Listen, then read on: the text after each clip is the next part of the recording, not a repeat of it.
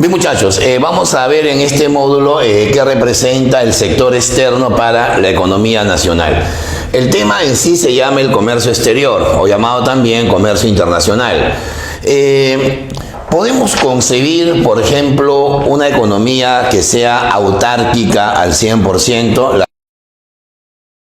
economía aislada, ¿no? Totalmente independiente del mundo exterior. Eso no es desarrollo. Evidentemente, hoy las economías en el mundo están relacionadas. Por eso se habla de tres conceptos que veremos más adelante: internacionalización económica, mundialización económica y lo que más se habla hoy, la globalización económica, ¿verdad? Bueno, entonces genéricamente vamos a decir así, ¿ya? El comercio exterior representa el intercambio de mercancías, ¿no es cierto?, entre dos o más países. Ojo a lo que vamos a plantear. Cuando digo mercancías, no solamente me refiero a los productos físicos, ¿no? También me estoy refiriendo a los servicios, ¿no? Por ejemplo, el turismo es una mercancía. Para muchos países es la base del desarrollo económico. Estamos hablando también de el movimiento diplomático, estamos hablando del intercambio de capitales, el intercambio de servicios invisibles, estamos hablando del endeudamiento, de las inversiones. Todo eso para la actividad económica se conocen como mercancías. Entonces, cuando los países intercambian bienes, servicios, transferencias, capitales, vamos a definir lo que se llama como comercio exterior, ¿ya? Y ese comercio exterior va a degenerar en una serie de variables tales como el tipo de cambio, variables tales como la balanza de pagos, ¿no? Y todas las subbalanzas que pueden existir. Vamos a hablar también sobre las políticas de proteccionismo que en el mundo hoy están, parece, reavivándose. Vamos a hablar de la integración económica, de qué manera las economías están relacionadas por bloques, y luego también de los organismos financieros internacionales. ¿Está bien? Hablaremos sobre el Fondo Monetario, el Banco Mundial, una serie de procedimientos que vamos a englobar en el comercio exterior, ¿ya? Por ejemplo, mira, acá tenemos un país y acá tenemos el resto del mundo. Cuando un país vende sus bienes al exterior, esa operación se llama exportación, ¿ya? Por ejemplo, el Perú es el primer productor mundial de aguacate, o sea, de palta. Así nos están considerando en la estadística mundial. Y nosotros somos un gran exportador de palta. De tal manera que ese poder hace que lo exportemos a otros países, ¿verdad? Por lo general, las economías van a exportar cuando el precio exterior sea mayor que el precio doméstico, ¿no? Si yo vendo mi java de paltas a $20 en el Perú y me ofrecen 70 en el mundo, prefiero exportar que venderlas en el país. O sea, evidentemente el excedente del consumidor y el excedente del productor, cuando hay comercio, evidentemente van a aumentar, van a mejorar. Pero también los países van a tener que importar, ¿no? Cuando digo importación significa que estamos comprando bienes de otros países, ¿verdad? Importamos celulares, importamos artefactos, importamos algunos alimentos, importamos equipos, importamos instalaciones, etcétera, etcétera. ¿Por qué? Porque por lo general una economía importa cuando el precio externo, me dejo entender, es inferior al precio nacional. Yo no voy a importar un producto que me cuesta más de otro país con respecto al precio doméstico, y eso vamos a tener que analizarlo también, ¿verdad? Porque el comercio no solamente es un tema de precios, es un tema también de calidades, es un tema de ventajas, ¿no? De ventajas competitivas, como se dice actualmente, es un tema también de ventajas comparativas, como se decía antiguamente. Entonces, todo eso tiene un matiz que vamos a interpretar, ¿ya? Exportamos e importamos, ¿no? Bueno, la gran pregunta es la siguiente, muchachos: ¿cuáles van a ser las bases del comercio, ¿no? O sea, ¿cuáles son las razones que generan que una economía pueda realizar el comercio internacional? Entonces, para esto vamos a plantear tres principios, ¿no? Primero, no puede existir un país autárquico. Ya, esto es lo que habíamos comentado al comienzo. Autarquía significa un país cerrado, una economía cerrada. ¿Qué es una economía cerrada? Aquella donde lo que produce internamente es igual a sus necesidades internas, o sea, la demanda interna. Si el país produce 100 chompas, un ejemplo, y la economía de ese país necesita 100 chompas, ni sobra ni faltan chompas. Exportamos cero porque no sobra, importamos cero porque tampoco no nos falta, ¿no? Esa es la lógica. Si el país produce 2.000 celulares y necesita 2.000 celulares, no tiene por qué exportar porque no le sobra, el excedente es cero, ni tiene que importar porque no le falta, porque el déficit también sería cero. Entonces, un país así no existe en el mundo, ¿verdad? Pueden haber autarquías políticas por el sistema de gobierno, el caso de Corea del Norte, por ejemplo, que es un país autárquico, pero parcialmente, porque a Corea se puede hacer turismo, solo que el turista que va nunca más regresa, pues no, porque no le dejan hacer nada, lo siguen a todas partes. Es un país que se basa mucho en la ayuda internacional de los países comunistas. Entonces la autarquía puede darse, pero más en el campo político que en el campo comercial. La economía siempre va a tener que relacionarse con el mundo, ¿verdad? Esa es la idea. Por eso se habla de economía abierta, ¿no? Una economía cerrada en el mundo no existe. Bueno, en segundo lugar, vienen las diferencias en la dotación de recursos, ¿no? ¿Por qué es importante la dotación de recursos? En el mundo hay países que tienen estas condiciones. Tienen mano de obra altamente calificada, un buen capital humano, tienen bienes de capital en abundancia, pero por ejemplo no tienen muchos recursos naturales. No, hay economías que funcionan de esa manera. Esos países se llaman países industrializados, ¿no? Tienen recursos naturales, pero no tienen la dotación de esos recursos como lo tienen otro tipo de países. Estas economías, por lo general, van a ser importadoras de materias primas, porque no tienen mucha materia prima o simplemente no la tienen, ¿no? Y en segundo lugar, van a tener que exportar bienes manufacturados, porque lo que más tienen son los productos ya elaborados e industrializados. Esas economías evidentemente se llaman economías de tipo industrializada, ¿no es cierto? En cambio hay países donde pasa lo contrario, ¿no? Tienen demasiados recursos naturales que los hacen muy primarios, muy dependientes de la exportación primaria, pero sin embargo son escasos en capital humano. Su mano de obra es poco calificada, sus bienes de capital son muy escasos o no los producen ni siquiera, y eso va a generar una dependencia con el primer grupo de países, ¿no? Por eso que nuestro país es el primer productor mundial de palta, es el primer productor mundial de cacao, pero sin embargo en el cacao tenemos que reimportarlo cuando compramos bombones de Suiza, chocolates europeos. Entonces hay esa lógica pues que hace que la economía sea pues primaria exportadora, seamos una economía altamente dependiente, ¿no? Bueno, y en tercer lugar, dice la teoría, los países necesitan divisas. Ya, esta palabra es fundamental. Cuando uno habla de divisas, está hablando de los medios de pago a nivel internacional. El vulgo, ¿no? El populorum le llama moneda extranjera, pero no necesariamente la moneda extranjera es una divisa, ¿no? La moneda de Tanzania, que no sé ni cómo se llamará, eso no puede ser una divisa, pero es una moneda extranjera para nosotros, ¿no? El peso mexicano, que sí lo conocemos, ¿verdad? Es una moneda extranjera para los peruanos, pero no es una divisa para la economía mundial. Nuestro sol es una moneda extranjera para los colombianos, pero no es una divisa para la economía mundial. Entonces, para que una moneda extranjera pueda ser considerada una divisa o un medio de pago internacional, debe tener tres condiciones, ¿no?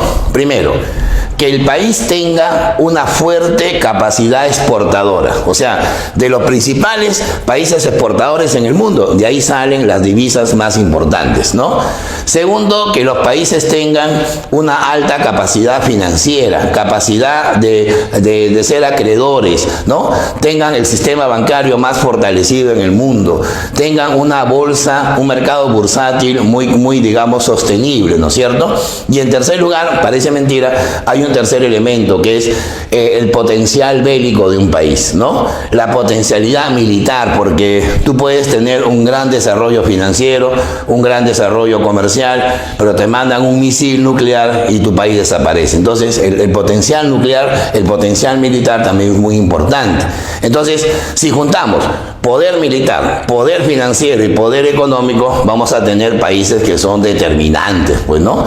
Por ejemplo, Estados Unidos tiene justo los 3 niveles de potencia, ¿no? Militar, comercial y financiero. Y hasta político también, evidentemente, ¿no? Evidentemente, cuando se elige al presidente de Estados Unidos, todo el mundo se tiene que preocupar o alegrar, dependiendo de quién haya sido elegido, ¿no es cierto? El poder del dólar es importante en la economía mundial. El poder, por ejemplo, del euro, ¿no? Aunque el euro en la actualidad no tiene la estabilidad de hace 10 o 15 años atrás, ¿no? El yen japonés, ¿no es cierto? A pesar que un dólar cuesta como 200 yenes de Japón, pero el yen sigue teniendo una fortaleza, porque Japón es el líder, pues, del continente asiático, ¿no? Obviamente después de China. Y así podemos tener entonces una serie de parámetros que van a definir por qué las economías necesitan divisas, ¿no? Por eso que en el comercio exterior vamos a tener que analizar lo que es el tipo de cambio, ¿no? El tipo de cambio, porque hay que conocer cuál es el precio de una moneda en base a otra moneda, ¿ya? Bueno, vamos a ver ahora en relación a nuestra economía cómo está conformado el comercio exterior. A ver, el comercio exterior peruano tiene la siguiente estructura. Primero vienen las exportaciones tradicionales. ¿Por qué se les llama tradicionales? Porque estos vienen desde años de Yangué, o sea, vienen desde años, de siglos, ¿verdad? Porque tienen ya un tiempo prolongado, ¿no? Cuando los españoles invadieron nuestro incanato, ¿verdad? Lo que más vendíamos eran minerales. Hoy, 500 años después, ¿qué es lo que más vendemos? Minerales. O sea que el mineral sigue siendo un producto tradicional, ¿no es cierto? Y no generan mucho valor agregado. O sea, generalmente son materias primas. Son bienes que todavía no están muy modificados, pero que por eso justamente, por ser un país con poca capacidad de industrialización, ni bien los obtenemos, los vendemos al mundo, ¿verdad? Bueno, por ejemplo, en el campo de la agricultura, ¿no? Y de la ganadería vamos a tener el algodón, ¿no? El algodón Pima, el algodón Tanguis, ¿no? Que crecen pues en Piura, en Lambayeque, en el norte del país. Tenemos un soporte de algodón muy importante, ¿no? La papa, ¿no? Nosotros tenemos una variedad de casi 3.000 especies, ¿no? De las cuales hay como 200 que exportamos, ¿verdad? Evidentemente. El cacao, bueno, ahí tenemos un valor agregado muy fuerte, pero es mínimo cuando lo exportamos. La caña de azúcar, ¿no? El café en grano. Hay que diferenciar el café en grano del café ya procesado, ¿no? El café que se vende en bolsitas, ¿no? En base de viles o no, ese es un producto ya elaborado, es un producto no tradicional. Y también están los demás bienes ganaderos, ¿no? Exportamos carnes, exportamos lana. Esos bienes por lo general se van a llamar exportaciones tradicionales, ¿ya? En el campo de la minería vamos a tener el orégano, o sea, el oro, va a estar también la plata, ahí tenemos un valor agregado fuerte, el cobre es el producto que más dólares nos da, el cobre, está el hierro, se encuentra el zinc, también estaría el vanadio, ¿no? Estaría el tungsteno, son bienes que tienen pues una capacidad minera muy importante al exportarse.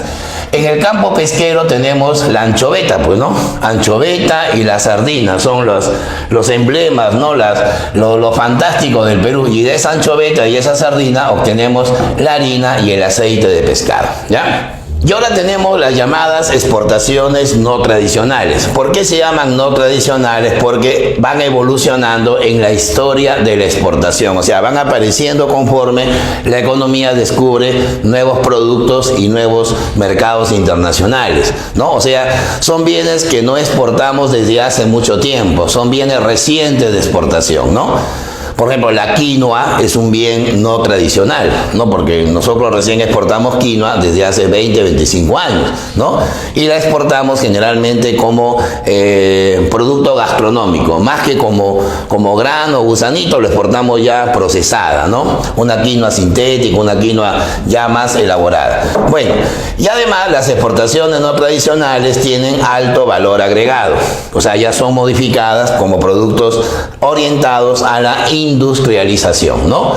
Por ejemplo, el campo textil y el campo de confecciones. Ahí tenemos un valor agregado porque somos un país que tiene un buen insumo que es el algodón. Y evidentemente de ahí viene ya el procesamiento, ¿no?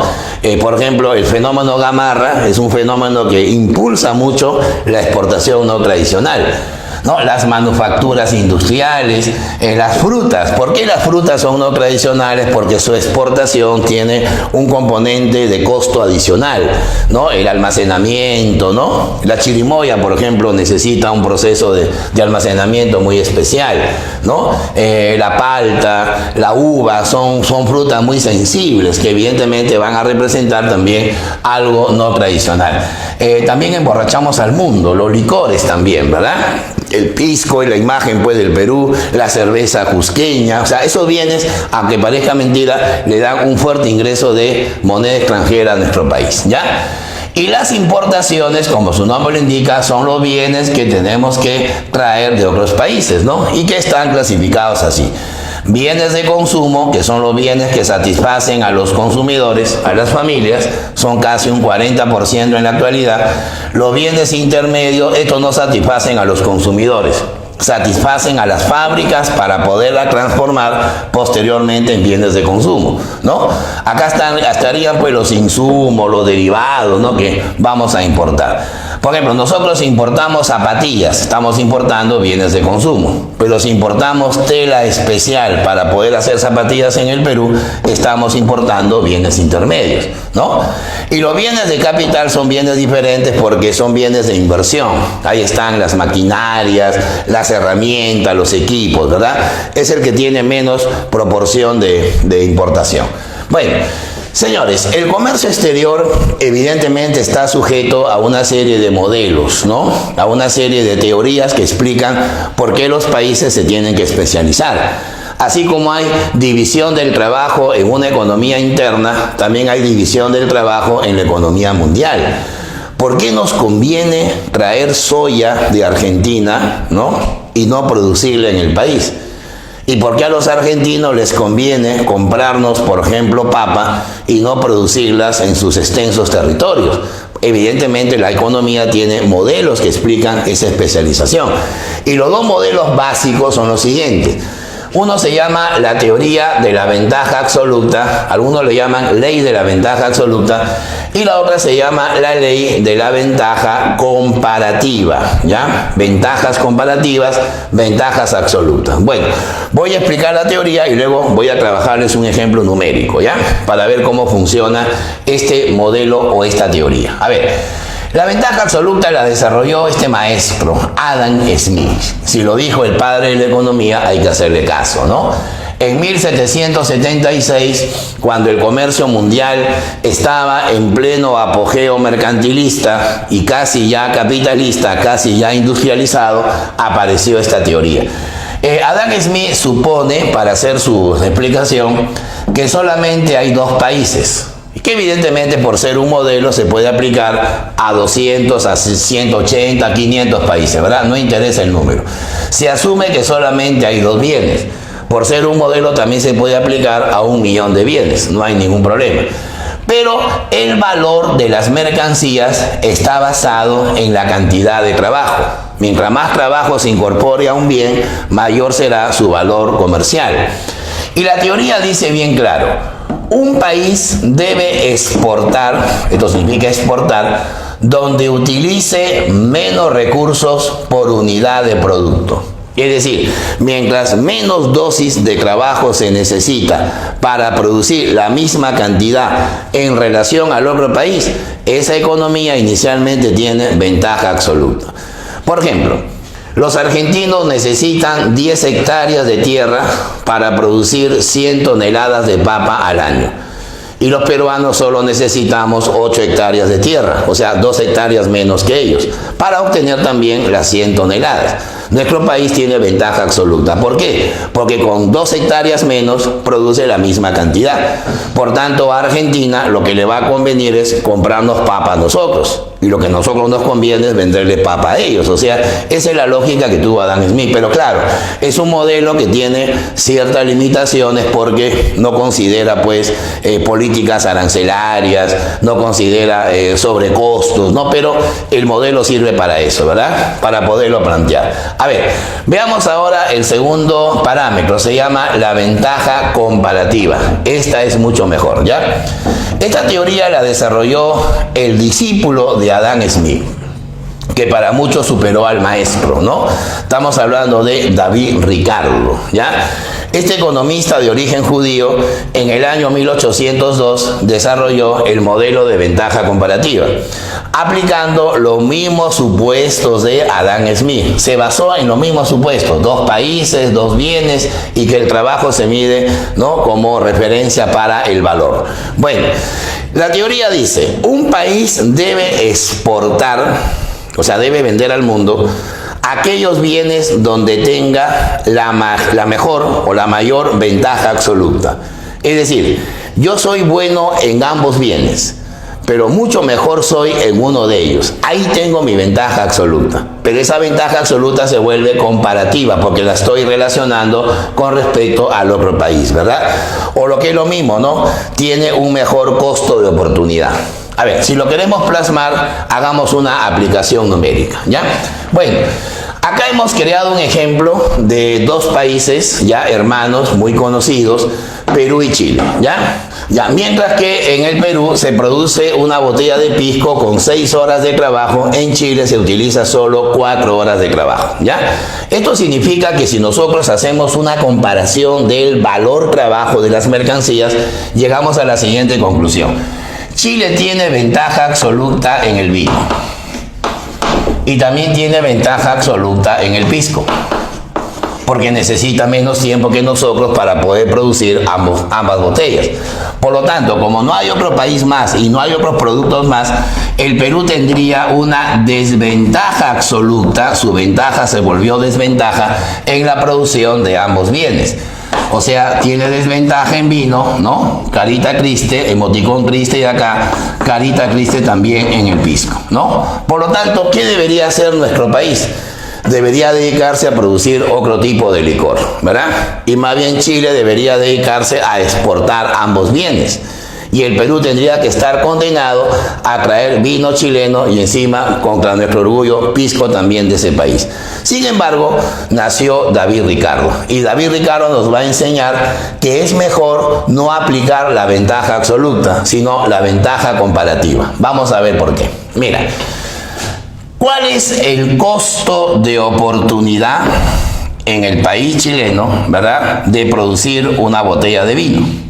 Cuando te dicen costo de oportunidad, acuérdate, es la cantidad de un bien que se debe dejar de lado para poder producir otro bien. Entonces lo que tienes que hacer tú es aplicar esta lógica. Mira, si los chilenos necesitan 2 horas de trabajo para producir una botella de vino y necesitan 4 horas de trabajo para hacer una botella de pisco, pregunta, para producir una botella de vino en 2 horas, son 2 horas que no estoy aplicando en producir pisco.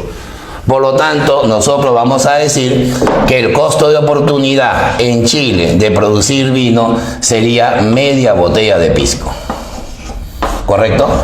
Porque si en 4 horas haces una botella de pisco, en 2 horas dejarías de hacer la mitad, o sea, media botella. A ver, análogamente, ¿cuál sería el costo de oportunidad en el Perú de producir una botella de vino? Razonemos. Si una botella de vino en el Perú se produce con 8 horas de trabajo, son 8 horas que dejamos de usar en la producción de pisco.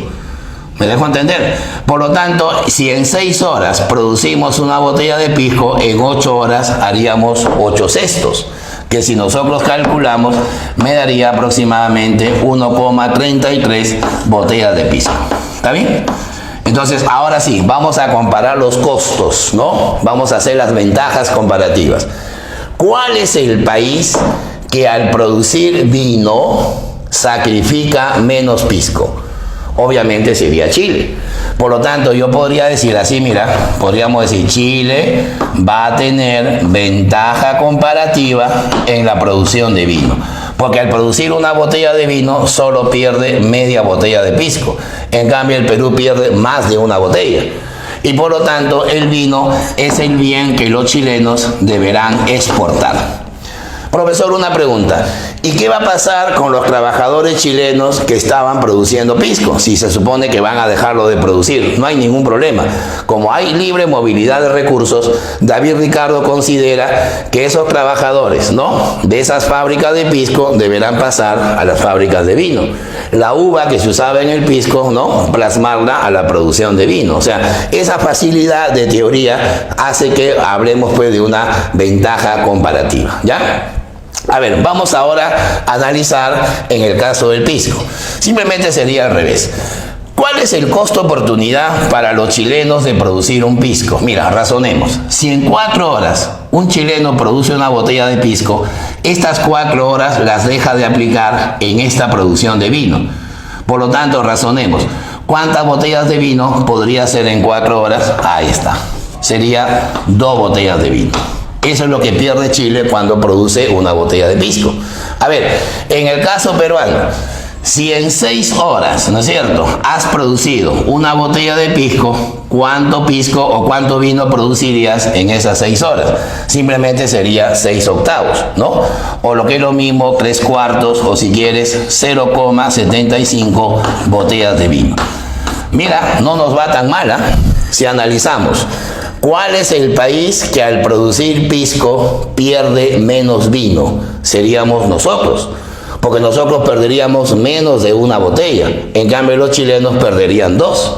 Eso se llama ventaja comparativa. Por lo tanto, nuestro país, pondríamos ahí en la conclusión, ¿no es cierto?, tendría ventaja comparativa en la producción de pisco. ¿Está bien? Y eso es lo que finalmente vamos a tener que exportar, ¿ya?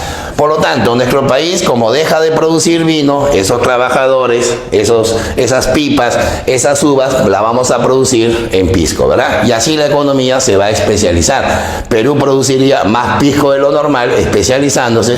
Chile produciría, especializándose, más vino de lo normal. Al final, los peruanos tomaríamos nuestro pisco, pero de vez en cuando brindaremos con vino chileno. Y los chilenos tomarían su propio vino y de vez en cuando harían pisco sour con nuestro pisco peruano. Esa es una regla que la economía llama ventaja comparativa. Tú puedes ser eficiente en todo, puedes tener ventaja absoluta en toda la producción, pero siempre habrá una ventaja comparativa. ¿Cuál es tu ventaja comparativa? Donde tu ventaja absoluta sea mucho mayor. Un médico puede ser un buen jardinero, pero su ventaja comparativa es ser médico, ¿no? Neymar puede ser un buen futbolista, también puede ser un buen tenista, pero su ventaja comparativa es jugar al fútbol. Siempre la economía toma como referencia donde tú tengas tu costo de oportunidad mucho más bajo, ¿ya?